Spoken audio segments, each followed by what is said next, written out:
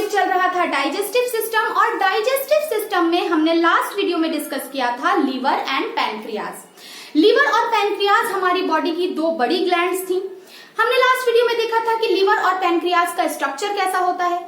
Liver और pancreas किन ducts के थ्रू अपने सिक्रीशंस को स्मॉल इंटेस्टाइन में छोड़ती हैं। तो आज का जो हमारा टॉपिक होगा वो होगा स्मॉल इंटेस्टाइन।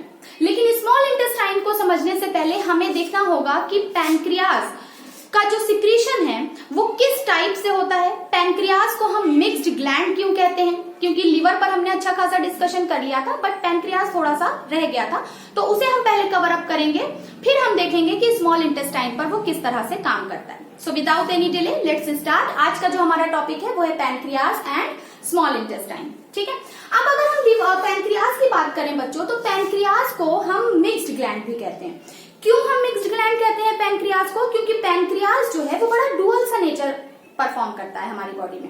पैनक्रियाज जो है वो एक्सोक्राइन की तरह भी काम करता है और एंडोक्राइन की तरह भी काम करता है। अब आप मुझसे कहेंगे कि मैम ये एक्सोक्राइन और एंडोक्राइन क्या है? तो बच्चों एक्सोक्राइन और एंडोक्राइन कुछ नहीं है। देखिए, अगर कोई ऑर्गन अपना सिक्रीशन किसी डक्ट के थ्रू टारगेट ऑर्गन तक पहुंचा दे तो उसे हम कहते हैं एक्सोक्राइन।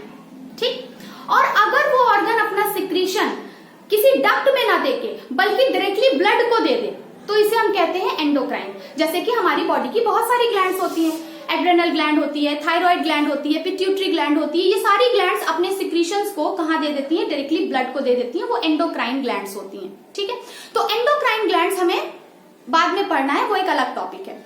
एक्सोक्राइन क्या होता है? ये वही ग्लैंड, यही कोई भी ऑर्गन अपने सिक्रीशंस को विदाउट एनी डक्ट, बिना किसी डक्ट के साथ क्या करे, सॉरी मैंने गलत बोला, डक्ट के थ्रू क्या कर दे, टारगेट ऑर्गन तक पहुंचा दे, तो उसे हम कहते हैं एक्सोक्राइन। ठीक है, तो हमारा जो पैनक्रियाज है वो दोनों तरह से काम करता है। पैनक्रियाज अपने कुछ सिक्रीशंस को, कुछ केमिकल्स को, जो भी वो सिक्रीट कर रहा है, क्या सिक्रीट कर रहा है वो भी अभी हम यहाँ देखेंगे। पैनक्रियाज अपने कुछ सिक्रीशंस को डक्ट के थ्रू क्या करता है, भेजता है। कहाँ? स्मॉल इंटेस्टाइन में। तो पैनक्रियाज क्या कर रहा है? एक्सोक्राइन की तरह काम कर रहा है। फिर पैनक्रियाज अपने कुछ सिक्रीशंस को, कुछ हार्मोन्स को डायरेक्टली ब्लड को दे रहा है, यानी पैनक्रियाज क्या कर रहा है? एंडोक्राइन की तरह भी काम कर रहा है। तो भाई अगर ये दोनों काम कर रहा है तो फिर हमें इसका मतलब एडवांटेज इसे देना पड़ेगा ना, तो इसलिए हम क्या करते हैं, अपने पैनक्रियाज को मिक्स्ड ग्लैंड कहते हैं। ठीक है, चलिए देख लेते हैं कैसा काम करता है। तो हमने यहाँ पर पहले हमको देखना है कि पैनक्रियाज का स्ट्रक्चर कैसा होता है। फेमिलियर है, हमने लास्ट वीडियो में भी देखा था। पैनक्रियाज क्या होता है? थोड़ा सा लीफी स्ट्रक्चर होता है, लीफ लाइक दिखाई देता है। ठीक है, अब पैनक्रियाज जो होता है, पैनक्रियाज का जो 90% पोर्शन है, 90% ना कह के हम कहते हैं 98 to 99% जो पोर्शन है वो एक्सोक्राइन की तरह काम कर रहा है। क्यों? क्योंकि वो कुछ स्पेशल सेल से मिलकर बना है। वो स्पेशल सेल्स क्या कहलाती है? एसिनाइन। ठीक है, यानी पैनक्रियाज का 98 to 99% पार्ट जो होता है वो एक्सोक्राइन की तरह काम करता है, बिकॉज इसकी जो स्पेशल सेल्स होती हैं वो एसिनाइन होती हैं। ठीक है, अब 1 2 इसके ये सेल्स जो होती हैं इनको हम क्या बोलते हैं? एसिनाइन। ये क्या कर रही हैं? एक्सोक्राइन की तरह काम कर रही हैं। ठीक है, एक्सोक्राइन की तरह काम कर रही हैं। अब ये जो एसिनाइन सेल्स हैं ये क्या करेंगी? एक्सोक्राइन है, यानी ये अपने सिक्रीशंस को क्या करेंगी? डक्ट के थ्रू आगे भेजेंगी, क्योंकि एक्सोक्राइन की तरह काम कर रही हैं। ये कौन सी डक्ट है? इस डक्ट को हम क्या कह रहे हैं? इस डक्ट को हम कहते हैं ये क्या है? पैनक्रियाज है, तो इसके डक्ट को हम क्या बोलेंगे? Pancreatic duct. क्या बोलेंगे? Pancreatic duct. ये हमने पढ़ लिया था। ठीक है, इस पैनक्रियाटिक डक्ट में ऊपर से क्या आ जाता है? अगर मैं इसे रफ कर दूं, टॉपिक तो हमें पता ही है। ठीक है, ऊपर से क्या आ रहा है? इसमें ऊपर से क्या आ रहा है? लीवर आ रहा है। लीवर की कौन सी डक्ट आ रही है? हिपैटिक डक्ट आ रही है। Hepatic duct. यहाँ पर क्या था? लीवर था। लीवर में क्या था? बाइलोब्ड था, दो डक्ट आ रही थी। ये दोनों डक्ट आगे जाकर कॉमन हो जा रही थी, जिसको हम कॉमन हिपैटिक डक्ट बोल रहे थे। ठीक है, याद आ गया। अब यहाँ पर क्या है? अब यहाँ पर कुछ स्पेशल सेल्स होती हैं, उसे मैं अलग कलर से बना दूं। यहाँ पर कुछ स्पेशल सेल्स होती हैं जिन्हें हम आइलेट्स ऑफ लैंगरहैंस कहते हैं। क्या बोलते हैं बच्चों? कुछ स्पेशल सेल्स होती हैं, दोनों तरफ होंगी। ये बहुत कम ही होती हैं, ये लगभग 1 से 2% पार्ट ही क्या करती हैं? लीवर का बनाती हैं। और ये इन सेल्स को हम क्या बोलते हैं? Islets of islets of Langerhans. ठीक, ये आइलेट्स ऑफ लैंगरहैंस पूरे पैनक्रियाज का 1 से 2% पार्ट ही बनाती हैं और ये आइलेट्स ऑफ लैंगरहैंस क्या करती हैं, एंडोक्राइन की तरह काम करती हैं। ठीक, तो दोनों तरह से हमने देख लिया। ठीक है, क्या कर रही है, एसिनाई क्या कर रही है, 98 to 99% पार्ट बना रही है और ये क्या कर रही है, एक्सोक्राइन की तरह काम कर रही है। इनका जो भी सिक्रीशन है वो क्या है, डक्ट के थ्रू क्या हो रहा है, जाकर स्मॉल इंटेस्टाइन में खुल रहा है। अब ये जो डक्ट है, ये कौन सी डक्ट है, पैनक्रियाटिक डक्ट है। फिर ये पैनक्रियाटिक डक्ट आगे जाकर हिपैटिक डक्ट से मिल जाती है, तो क्या बन जाती है, ये डक्ट आगे जाकर क्या बन जाती है, हिपैटो पैनक्रियाटिक डक्ट। याद आया नाम, क्या बन जाती है ये, हिपैटो पैनक्रियाटिक डक्ट। ठीक, दोनों पैनक्रियाटिक डक्ट और हिपैटिक डक्ट मिलकर क्या बनाएंगी, हिपैटो पैनक्रियाटिक डक्ट। अब ये हिपैटो पैनक्रियाटिक डक्ट किसमें खुलती हैं जाकर, ये खुलती हैं जाकर स्मॉल इंटेस्टाइन में। स्मॉल इंटेस्टाइन के किस पार्ट में खुलती हैं, ये स्मॉल इंटेस्टाइन के किस पार्ट में खुलती हैं, ड्यूडेनम पार्ट में। ठीक है, फिर अभी हम आगे ड्यूडेनम भी देखेंगे। ठीक है, चलिए, तो अब ये हमको देखना है कि लीवर, ये जो पैनक्रियाज है, ये किस किस तरह की चीजें सिक्रीट करता है। ठीक है, हमने देखा था पैनक्रियाटिक जूस सिक्रीट करता है। तो हमारा जो पैनक्रियाज है, पैनक्रियाज की ये जो एसिनाई पोर्शन है, ठीक है, ये जो एसिनाई पोर्शन है जो कि पैनक्रियाज का 99% पार्ट बना रहा है, जो कि एक्सोक्राइन की तरह काम कर रहा है, ये सिक्रीट करता है पैनक्रियाटिक जूस। क्या सिक्रीट करता है, पैनक्रियाटिक जूस। ठीक, और ये जो आइलेट्स ऑफ लैंगरहैंस हैं, जो कि पैनक्रियाज का 1 से 2% पार्ट ही बना रहे हैं और जो एंडोक्राइन की तरह काम कर रहे हैं, यानी इनका सिक्रीशन डायरेक्टली ब्लड में मिक्स हो जाता है, ये सिक्रीट करती हैं हॉर्मोन्स। क्या सिक्रीट करते हैं, हॉर्मोन्स। ठीक, क्लियर है, स्क्रीनशॉट ले लीजिए इसका। यानी हमारा पैनक्रियाज क्या कर रहा है, 2 सिक्रीशंस कर रहा है, पैनक्रियाटिक जूस एंड हार्मोन। ठीक, अब देख लेते हैं हार्मोन्स में कौन से हार्मोन है,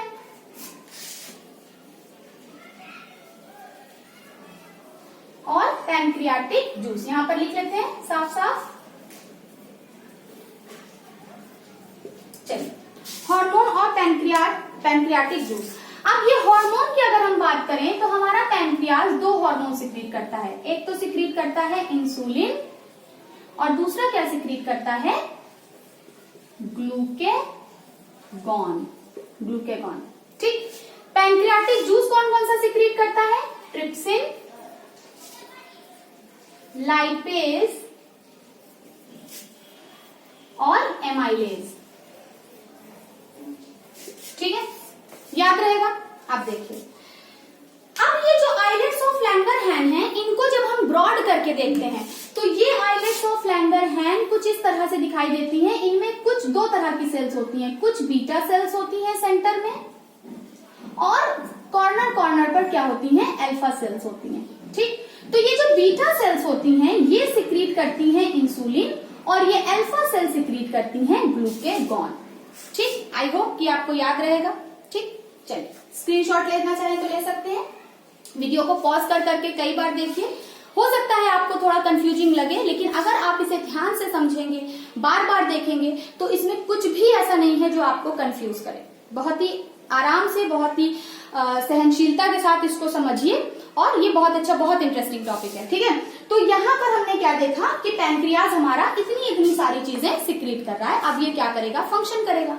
ठीक है, क्या फंक्शन करेगा, ट्रिप्सिन क्या करेगा, लाइपेज क्या करेगा, एमाइलेज क्या करेगा और इंसुलिन और ग्लूकेगॉन क्या करेगा। ठीक है, चलिए स्टार्ट करते हैं। इसको मिटा दूं। ठीक है,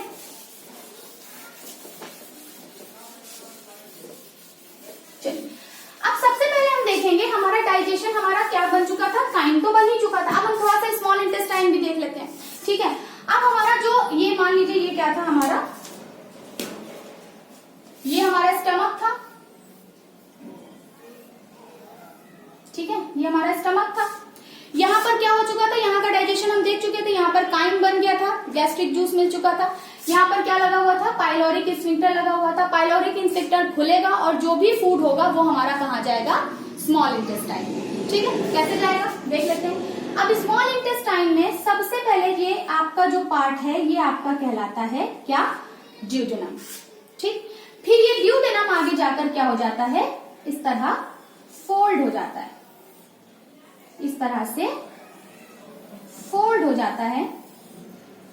ठीक, तो ये जो पैंक्रियाटिक जूस था और लीवर का जो बाइल था ये हमारा कहाँ आ रहा था, ये आ रहा था ऊपर से, यहाँ से क्या आ रहा था, यहाँ से लीवर का सिक्रीशन आ रहा था, यहाँ से पैंक्रियास का सिक्रीशन आ रहा था। तो ये दोनों ही सिक्रीशन, इसीलिए मैंने आपको बोला ना कि प्रीवियस वीडियो देखना आपके लिए बहुत इंपॉर्टेंट है।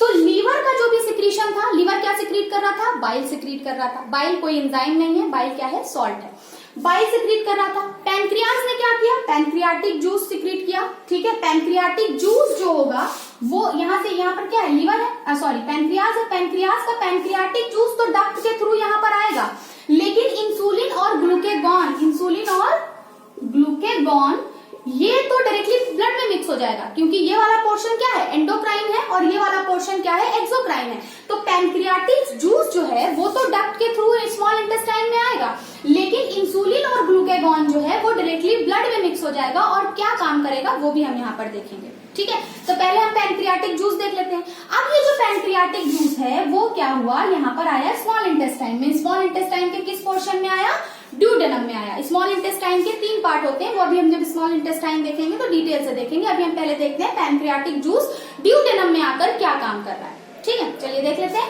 तो ये जो ड्यूडेनम पोर्शन है, यहाँ पर पैंक्रियाटिक जूस में जो क्या क्या चीजें हैं, ट्रिप्सिन है, लाइपेज है, एमाइलेज है, हमारा काइम बन चुका है। काइम में हमारा क्या क्या डाइजेस्ट हो गया है, जो है ग्लूकोज का डाइजेशन 30% डाइजेशन तो माउथ में, बकल कैविटी में ही हो गया। स्टमक में आने के बाद स्टमक का मीडियम एसिडिक था, थोड़ा सा प्रोटीन हमारा टूटा। ठीक है, थोड़ा सा प्रोटीन हमारा टूटा, लेकिन फिर हमारा जो प्रोटीन था वो आगे बढ़ा। थोड़ा सा फैट का भी डाइजेशन हुआ, सॉरी फैट का डाइजेशन यहाँ पर नहीं होगा, फैट का डाइजेशन हमारा ड्यूडेनम में होगा। ठीक है, तो प्रोटीन हमारी टूटी और हमारा खाना क्या बन गया, काइम में कन्वर्ट हो गया। ठीक है, अब हमारा काइम जो है आगे बढ़ेगा, ये पाइलोरिक इंस्पेक्टर खुल जाएगा, हमारा खाना कहाँ आ जाएगा, ड्यूडेनम में आ जाएगा। ठीक है, अब जो भी खाना हमारा ड्यूडेनम में आएगा उस पर एक्ट करेगा हमारा ये पैंक्रियाटिक जूस। ठीक है, सबसे पहले काइम बन गया था। काइम क्या था, काइम यहाँ पर डाइजेस्ट हो चुका था। ठीक है, पार्शियल डाइजेशन यहाँ पर हो चुका था। हमारे इंटेस्टाइन में जब खाना आएगा ड्यूडेनम में, तो ड्यूडेनम पर क्या एक्ट करेगा, सबसे पहले एक्ट करेगा हमारा ट्रिप्सिन।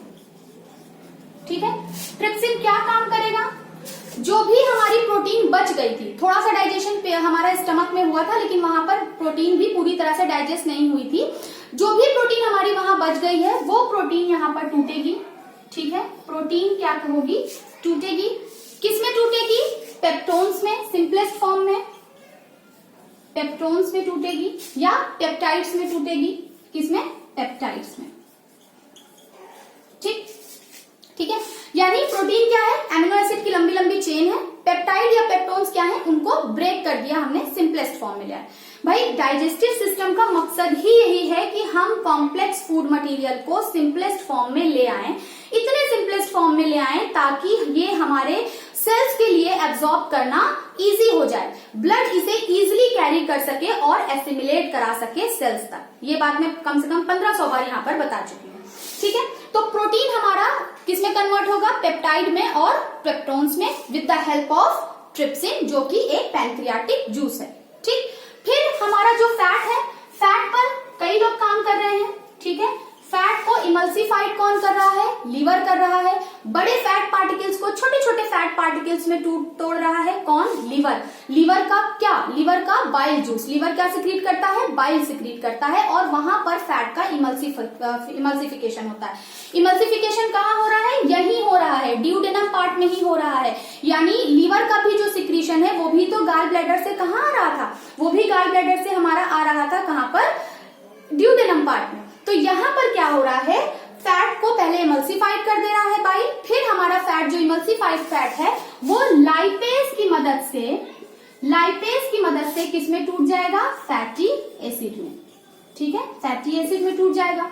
फिर अब क्या बचा, शुगर। शुगर का डाइजेशन स्टमक में नहीं हुआ था, 30% शुगर सिर्फ हमारी माउथ में बकल कैविटी में डाइजेस्ट हुई थी। बाकी की बची हुई शुगर जो है, यानी जो भी हमारा शुगर है, ठीक है, जो भी हमारा शुगर है वो एमाइलेज के प्रेजेंस में, ठीक है, एमाइलेज के प्रेजेंस में किसमें टूटेगा, माल्टोज में। किसमें टूट जाएगा, माल्टोज में टूट जाएगा। ठीक है, तो यहां पर पैंक्रियाटिक जूस क्या कर रहा है, प्रोटीन को, फैट को और शुगर को क्या कर रहा है, डाइजेस्ट कर रहा है। एक बात अपने दिमाग में बैठा लीजिए, अच्छे से उसको याद कर लीजिए कि स्मॉल इंटेस्टाइन जो है, स्मॉल इंटेस्टाइन के अंदर ही कंप्लीट डाइजेशन होता है। यानी स्मॉल इंटेस्टाइन क्या है, कंप्लीट डाइजेशन का साइट है। आप कह सकते हैं कंप्लीट डाइजेशन कहाँ होता है, स्मॉल इंटेस्टाइन में। अब यहां पर अभी तक स्मॉल इंटेस्टाइन का स्ट्रक्चर हमने नहीं देखा है। स्मॉल इंटेस्टाइन ने अभी कुछ भी सिक्रीट नहीं किया है। अभी जो भी सिक्रीशन था वो पैंक्रियाज और लीवर का था। अब यहाँ पर जो भी काइन था, अब आप सोच सकते हैं उस काइन की क्या हालत हुई होगी। उसको पूरी तरह से तहस नहस कर दिया गया है, लेकिन फिर भी अभी भी एलिमेंट्री कैनाल का मन नहीं भरा है। अभी भी स्मॉल इंटेस्टाइन की टर्न बाकी है। अभी स्मॉल इंटेस्टाइन कहेगी अब मेरी बारी। ठीक है, तो अब स्मॉल इंटेस्टाइन क्या करेगी, इंटेस्टाइनल जूस सिक्रीट करेगी। ठीक है, कैसे, चलिए आगे देखते हैं। अब स्मॉल इंटेस्टाइन का पार्ट देखने से पहले हमारा जो पैंक्रियाज था, पैंक्रियाज का एंडोक्राइन वाला पोर्शन बच रहा है। ठीक है, हालांकि है तो ये हार्मोन्स एंडोक्राइन पार्ट है, लेकिन क्योंकि ये जो हार्मोन्स हैं इनका जो रिलेशन है वो डाइजेशन से ही रिलेटेड है, तो यहीं पर देख लेते हैं। पहले तो सोचा था कि एंडोक्राइन वाले पोर्शन में पढ़ा देंगे, बट क्योंकि डाइजेशन से रिलेटेड है तो यहीं पर देख लेते हैं। इसके बाद हम स्मॉल इंटेस्टाइन देख लेंगे, क्या ही दिक्कत है। ठीक है, तो ये जो हार्मोन है इंसुलिन और ग्लूकागॉन, ये काम करते हैं हमारे, ये रेगुलेट करते हैं हमारे ब्लड शुगर को। ठीक है, ब्लड शुगर यानी जो भी ग्लूकोज हम खा रहे हैं, ठीक है, वो मतलब हम ग्लूकोज सिंपलेस्ट फॉर्म में तो लेते नहीं है, हम तो कॉम्प्लेक्स फॉर्म में लेते हैं। हम ग्लूकोज लेते हैं सुक्रेज के फॉर्म में, सुक्रोज के फॉर्म में, माल्टोज के फॉर्म में, या फिर गैलेक्टोज के फॉर्म में, डिफरेंट स्टार्च के फॉर्म में लेते हैं। तो जब ये सिंपलेस्ट फॉर्म में हो जाए, डाइजेस्ट हो जाती है, तो ब्लड उसको लेकर चला जाता है। ठीक है, कहानी की तरह पढ़िए, इसको कहानी की तरह समझते हैं। तो ये सारा शुगर हमारा कहाँ जाता है, ब्लड में जाता है। अब जितना भी ग्लूकोज की हमें जरूरत होती है एनर्जी बनाने में, वो तो हमारी सेल ले लेती है इजीली। ठीक है, लेकिन बहुत सारा एक्स्ट्रा ग्लूकोज भी बच जाता है। जब आपने लीवर पढ़ा था तो वहां पर हमारी जो लीवर की सेल्स थी, ठीक है, हमारी लीवर की सेल्स, कौन सी सेल है लीवर की सेल, हिपैटोसाइट्स। हिपैटोसाइट्स क्या कर रही थी, एक्सेस ग्लूकोज को क्या कर दे रही थी, कंजर्व कर ले रही थी, स्टोर कर ले रही थी अपने अंदर, फॉर दी फर्दर पर्पस के लिए क्या कर रही थी, स्टोर कर ले रही थी। तो जो एक्सेस ग्लूकोज होता है, एक्सेस ग्लूकोज को ब्लड में से निकाल के लीवर तक भेजने का काम किसका होता है, इंसुलिन का। ठीक है, यानी ऐसे समझिए लीवर एक ऐसा हार्मोन है। अब इस हार्मोन को समझ लीजिए, कोई ये पर्सन है, ठीक है, कोई पर्सन है जिसको कि ग्लूकोज से प्रॉब्लम है। ठीक है, तो जितना भी ग्लूकोज ब्लड वेसल्स में ब्लड के साथ घूम रहा होता है, एक्सेस जो काम का है वो तो सेल ने ले लिया, जो एक्सेस ग्लूकोज ब्लड में घूम रहा है, इंसुलिन साहब क्या करते हैं, सारे एक्सेस ग्लूकोज को पकड़ पकड़ के लीवर को भेजते हैं। ठीक है, कहाँ भेजते हैं, लीवर की हिपैटोसाइट सेल्स को कहती हैं, सुनो जी ये सारा एक्सेस ग्लूकोज है, ये सब ऐसे ही फालतू इधर उधर टहल रहे हैं, इनको पकड़ के कन्वर्ट करो। ठीक है, जमा करो इनको अंदर, बैठाओ इनको कहीं, ये फालतू इधर उधर टहल रहे हैं। ठीक है, तो ये जो इंसुलिन है, इंसुलिन क्या करता है, एक्सेस, आप कह सकते हैं एक्सेस ग्लूकोज को कहां भेज देता है, हिपैटोसाइट्स में। हिपैटोसाइट्स क्या है, लीवर की सेल है। हिपैटोसाइट सेल्स क्या करती हैं, इन एक्सेस ग्लूकोज को ग्लाइकोजन में बदल देती हैं। ग्लाइकोजन क्या था, हमारा रिजर्व फूड था। ठीक है, हमने जमा कर लिया, एक्स्ट्रा था तो भैया फेंका नहीं, हमने क्या कर लिया, उसे स्टोर कर लिया। क्यों स्टोर कर लिया, क्योंकि हमारी लाइफ में ऐसी बहुत सारी सिचुएशंस आती हैं जब हमें टाइम पर खाना नहीं मिलता। फास्टिंग की कंडीशन हो गई, स्टार्वेशन की कंडीशन हो गई, बहुत सारी ऐसी सिचुएशंस होती हैं जब हमें टाइम पर खाना नहीं मिलता है। तो उस टाइम पर जब खाना हमें नहीं मिलता है, ठीक है, तब आते हैं हमारे ये दूसरे वाले हार्मोन जिनको हम कहते हैं ग्लूकागॉन। तो अब आप समझिए, ग्लूकागॉन जो है इंसुलिन के एंटी है, मतलब जो काम इंसुलिन करेगा ग्लूकागॉन उसका उल्टा करेगा। बहुत सिंपल सी बात है। इंसुलिन ने क्या किया, ब्लड में से एक्सेस ग्लूकोज पकड़ पकड़ के किसको दे दिया, लीवर की सेल्स को दे दिया, हिपैटोसाइट्स को दे दिया, हिपैटोसाइट्स ने उसको ग्लाइकोजन के फॉर्म में रख लिया, स्टोर कर लिया। ठीक है, अब जब कभी हमारी बॉडी में ग्लूकोज की कमी होने लगी, एनर्जी बनाने में दिक्कत आने लगी, हमें खाना नहीं मिला समय पर, तो उस कंडीशन में कौन आएगा, उस कंडीशन में आएगा ग्लूकेगॉन। ये ग्लूकेगॉन क्या करेगा, ग्लाइकोजन से, जो कि क्या है, ग्लूकोज का ही रिजर्व फॉर्म है, उसे फिर से कन्वर्ट कर देगा किसमें, ग्लूकोज में। देखिए कितना सिंपल फंक्शन है कि जब हमारी बॉडी में ग्लूकोज ज्यादा हो जाता है तो हमारी सेल्स उसे क्या करती है, हमारी लीवर सेल उसे स्टोर कर लेती है with the help of insulin. फिर जब हमारी बॉडी में ग्लूकोज की कमी होती है तो फिर से ये ग्लूकेगॉन क्या करता है, ग्लाइकोजन से वापस से ग्लूकोज में कन्वर्ट कर देता है और फिर से हम इस ग्लूकोज से क्या करते हैं, एनर्जी बनाने लगते हैं। तो इंसुलिन और ग्लूकेगॉन ये दोनों क्या काम करते हैं, ये दोनों काम करते हैं हमारे ब्लड शुगर को कंट्रोल करते हैं। ठीक है, इंसुलिन क्या करता है, एक्सेस ग्लूकोज को रिजर्व करता है, ग्लूकेगॉन क्या करता है, रिजर्व ग्लूकोज को, रिजर्व ग्लाइकोजन को वापस से ग्लूकोज में कन्वर्ट करता है। Very simple. ठीक है, आई होप समझ में आया होगा आपको। अब हम देखते हैं हमारी स्मॉल इंटेस्टाइन। अब देखिए स्मॉल इंटेस्टाइन पढ़ने में अब मजा आने वाला है। अब देखिए हमारी स्मॉल इंटेस्टाइन हमारी बॉडी की, आप अब इसमें है तो ये स्मॉल इंटेस्टाइन, लेकिन ये लगभग 7 मीटर तक लंबी होती है, लगभग 7 to 9 मीटर ये क्या होती है, लंबी होती है। तो फिर हम इसे स्मॉल इंटेस्टाइन क्यों कह रहे हैं, जब ये इतनी लंबी है तो फिर इसको लार्ज कहना चाहिए। तो लार्ज या स्मॉल हम इसकी लंबाई से नहीं जज करते, हम इसके जज करते हैं इसकी ल्यूमेन पर।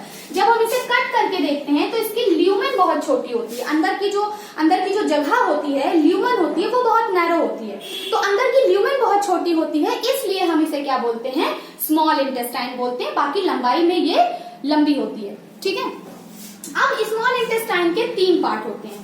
ये वाला जो सी शेप स्ट्रक्चर आप देख रहे हैं, कहीं कहीं पर सी शेप लिखा रहता है, किसी किसी बुक में यू शेप लिखा रहता है। तो भाई आप ऐसे देखेंगे तो सी है, ऐसे करके देखेंगे तो यू है। ठीक है वो आपका कर्व शेप ही। ठीक है, तो ये वाला पोर्शन क्या है, ड्यूडेनम कहलाता है। फिर सबसे लंबा पोर्शन जो होता है ड्यूडेनम के पार्ट, ये पूरा कहलाता है हमारा जीजेनम। फिर जीजेनम के बाद क्या आता है, इलियम। ठीक है, तो ड्यूडेनम और जीजेनम में तो डाइजेशन होता है, क्या होता है, कंप्लीट डाइजेशन होता है, कंप्लीट डाइजेशन, यहां पर डाइजेशन कंप्लीट होता है। और इलियम पार्ट में क्या होता है, एब्जॉर्प्शन होता है, एब्जॉर्प्शन। भैया जो हमने खाया है उसे हम एब्जॉर्ब भी तो करेंगे, हमारा मकसद क्या है, खाने को डाइजेस्ट करने का, ताकि हम उसे इजिली एब्जॉर्ब कर सके। तो ड्यूडेनम पार्ट में तो हमने देख लिया, लीवर और पैनक्रियाज अपना अपना काम कर चुके। अब काम आगे बढ़ता है जीजेनम और इलियम में। तो यहाँ पर क्या होगा कि जब हम इसे कट करके देखते हैं, जब हम अपनी स्मॉल इंटेस्टाइन को कट करके देखते हैं, तो हम देखते हैं अंदर का नजारा तो कुछ और ही है। ठीक है, चलिए कट करके देख लेते हैं। जब हम इसे कट करके देखते हैं, मान लीजिए ये हमारी स्मॉल इंटेस्टाइन है, इसको हमने कट किया, तो अंदर क्या है, बहुत सारे फोल्ड्स हैं, सब जगह क्या है, बहुत सारे फोल्ड्स हैं। इन फोल्ड्स को हम क्या कहते हैं, इन फोल्ड्स को हम, ये क्रिप्स लाइक है, इन फोल्ड को हम कहते हैं क्रिप्स ऑफ ल्यूबर क्यूहेन। क्या कहते हैं, क्रिप्स ऑफ ल्यूबर क्यूहेन। अब इनको भी हम बड़ा करके देख लेते हैं। हमने क्या देखा, इनके ऊपर क्या है, ऐसे ऐसे फोल्ड्स हैं, ये ऐसे ऐसे फोल्ड्स है ना। अब इन फोल्ड्स के बीच बीच में क्या है, ग्लैंड्स हैं, इसको अलग कलर से बना लें। यहाँ पर क्या है, ऐसे अलग अलग छोटी छोटी ग्लैंड्स हैं। इन फोल्ड्स के बीच बीच में क्या है, ग्लैंड्स हैं। ये ग्लैंड्स, इन ग्लैंड्स को हम क्या कहेंगे, इंटेस्टाइनल ग्लैंड, इंटेस्टाइनल ग्लैंड। ठीक, अब ग्लैंड है तो कुछ ना कुछ सिक्रीट करेंगी। तो ये इंटेस्टाइनल ग्लैंड क्या करती हैं, इंटेस्टाइनल जूस सिक्रीट करती हैं। क्या सिक्रीट करती है ये इंटेस्टाइनल ग्लैंड, इंटेस्टाइनल जूस। ठीक है, इंटेस्टाइनल जूस सिक्रीट करती है। आई बात समझ में। ये क्या है, हमारी स्मॉल इंटेस्टाइन को हमने कट करके देखा तो अंदर की म्यूकोसा लेयर क्या है, अंदर की म्यूकोसा 4 लेयर्स होती है ना हमारी एलिमेंट्री कैनाल की। तो जो अंदर की लेयर होती है म्यूकोसा वो क्या होती है, ऐसे फोल्डेड होती है। स्टमक में भी फोल्डेड थी, यहाँ पर भी क्या है, फोल्डेड है। फोल्डेड होने का रीजन होता है सरफेस एरिया बढ़ा देना, ताकि इजिली जो भी काम हो रहा है, अब क्योंकि ये स्मॉल इंटेस्टाइन है तो यहाँ पर डाइजेशन हो रहा, एब्जॉर्प्शन होगा, तो जब सरफेस एरिया बढ़ा होगा, ज्यादा सरफेस एरिया होगा तो ज्यादा एब्जॉर्प्शन होगा। ठीक है, तो इनकी जो इंटेस्टाइन है यहाँ पर, ये इनकी जो फोल्ड्स हैं, इन फोल्ड्स को हम क्या बोल रहे हैं, क्रिप्स ऑफ ल्यूबरक्यूहेन बोल रहे हैं। क्रिप्स ऑफ ल्यूबरक्यूहेन के बीच बीच में इंटेस्टाइनल ग्लैंड्स हैं। ये इंटेस्टाइनल ग्लैंड क्या कर रही हैं, इंटेस्टाइनल जूस सिक्रीट कर रही हैं। इन इंटेस्टाइनल जूस को हम क्या कहते हैं, इन इंटेस्टाइनल जूस को हम कहते हैं सक्कस इंटेरिकस, सक्कस इंटेरिकस। ठीक है, ये सक्कस इंटेरिकस क्या है, एल्कलाइन मीडियम प्रोवाइड करते हैं। क्या प्रोवाइड करते हैं, पूरी स्मॉल इंटेस्टाइन को अगर हम इसको मिटा दें काम चल जाएगा हमारा। ठीक है, ये क्या करते हैं, एल्कलाइन मीडियम प्रोवाइड करते हैं। अब समझिए हमारे, अब थोड़ा सा रिवाइज करिए, हमारे बकल कैविटी का पीएच क्या था, हमारे बकल कैविटी का पीएच था 6.8, ठीक, लगभग न्यूट्रल था। फिर जैसे ही हमारा खाना स्टमक में आया, स्टमक का पीएच अचानक से बढ़ गया, क्योंकि वहां HCl सिक्रीट हो रहा था, एसिड सिक्रीट हो रहा था, इसलिए वो क्या था, पूरा मीडियम एसिडिक था। हमारे स्टमक का पीएच कितना था, हमारे स्टमक का पीएच था 1.8 था। ठीक है, तो 1.8 पीएच में फैट का डाइजेशन नहीं हो सकता। ठीक है, तो अब जहां पर जब हमारे स्मॉल इंटेस्टाइन में, अब जब स्मॉल इंटेस्टाइन में खाना आता है, तो स्मॉल इंटेस्टाइन का जो जूस है, सक्कस इंटेरिकस, और या फिर जो भी हमारा जो काइम आया है, उसे फर्दर डाइजेशन के लिए इतना एसिडिक मीडियम नहीं चाहिए होता है। ठीक है, और हमारा जो सक्कस इंटेरिकस है, यानी जो इंटेस्टाइनल जूस है, वो इतने एसिडिक मीडियम में काम नहीं कर सकता। उसका मतलब आप कह सकते हैं केमिकल रिएक्शंस होंगे ही नहीं। तो हमारे इंटेस्टाइन का पीएच लेवल मेंटेन करना पड़ता है, पीएच लेवल को क्या करना पड़ता है, बेसिक बनाना पड़ता है। इसलिए हमारा जो इंटेस्टाइन का जो मीडियम होता है, वो सक्कस इंटेरिकस क्या करता है, इसको बेसिक करने का काम करता है। ठीक है, और साथ ही साथ हमारा लीवर क्या कर रहा है, बाइल सिक्रीट कर रहा है। बाइल क्या है, बाइल भी एक तरह का सॉल्ट है जो कि बेसिक मीडियम प्रोवाइड करता है। साथ ही साथ हमारा जो पैंक्रियाटिक जूस है, पैंक्रियाटिक जूस में साथ ही साथ बाइकार्बोनेट आयन भी सिक्रीट होते हैं, बाइकार्बोनेट आयन भी सिक्रीट होते हैं। ये सारी चीजें मिलकर हमारे इंटेस्टाइन का मीडियम क्या कर देते हैं, बेसिक कर देते हैं। और हमारे इंटेस्टाइन का जो पीएच होता है वो होता है 7.8। ठीक है, तो हमारे इंटेस्टाइन का पीएच क्या होता है, 7.8 होता है। तो ये सक्कस इंटेरिकस एल्कलाइन मीडियम प्रोवाइड करता है। अब हम देखेंगे कि सक्कस इंटेरिकस में कौन कौन से एंजाइम्स हैं, क्योंकि अभी यहाँ पर डाइजेशन कंप्लीट होना है। ठीक है, हमारी स्मॉल इंटेस्टाइन में ग्लैंड्स थी, कौन कौन सी ग्लैंड्स थी, क्रिप्स ऑफ ल्यूबरक्यूहेन क्या थी, फोल्डिंग्स थी, फोल्डिंग के बीच में इंटेस्टाइनल ग्लैंड्स थी, इंटेस्टाइनल ग्लैंड ने इंटेस्टाइनल जूस सिक्रीट किया। इंटेस्टाइनल जूस को हम क्या कह रहे थे, सक्कस इंटेरिकस कह रहे थे। सक्कस इंटेरिकस में क्या सिक्रीट होगा, सक्कस इंटेरिकस में सिक्रीट होंगे हमारे कुछ एंजाइमेटिक जूस, जो कि होंगे इरेप्सिन, नोट करते जाइए, इरेप्सिन, लाइपेज, सुक्रेज, माल्टेज और लैक्टेज। ठीक है, ये सारे एंजाइम क्या करेंगे, अब ये सारे एंजाइम इंटेस्टाइनल जूस के में प्रेजेंट ये सारे एंजाइम मिलकर क्या करेंगे, कंप्लीट डाइजेशन को परफॉर्म करेंगे। क्योंकि हमारी स्मॉल इंटेस्टाइन क्या है, कंप्लीट साइट है डाइजेशन का। डाइजेशन जब यहाँ पर कंप्लीट हो जाएगा, फिर स्टार्ट होगा एब्जॉर्प्शन, और एब्जॉर्प्शन भी कहां पर होगा, हमारी स्मॉल इंटेस्टाइन में ही होगा। तो स्मॉल इंटेस्टाइन एक बहुत ही मेन पार्ट है एलिमेंट्री कैनाल का। अभी तक डाइजेशन चल रहा है, अब यहाँ पर डाइजेशन कंप्लीट होगा, देन जब डाइजेशन कंप्लीट हो जाएगा तो स्टार्ट होगा हमारा एब्जॉर्प्शन। अब जब एब्जॉर्प्शन हो जाएगा उसके बाद हम देखेंगे एसिमिलेशन। ठीक है, आई होप कि आपको आज का ये टॉपिक समझ आया होगा। अगर आपको वीडियोस पसंद आई तो इसको शेयर कर दीजिए अपने फ्रेंड्स के साथ, लाइक भी कर दीजिए। अगर आप चैनल पर नए हैं तो इसे सब्सक्राइब कर दीजिए। मिलते हैं नेक्स्ट वीडियो में एब्जॉर्प्शन के साथ, तब तक के लिए थैंक यू।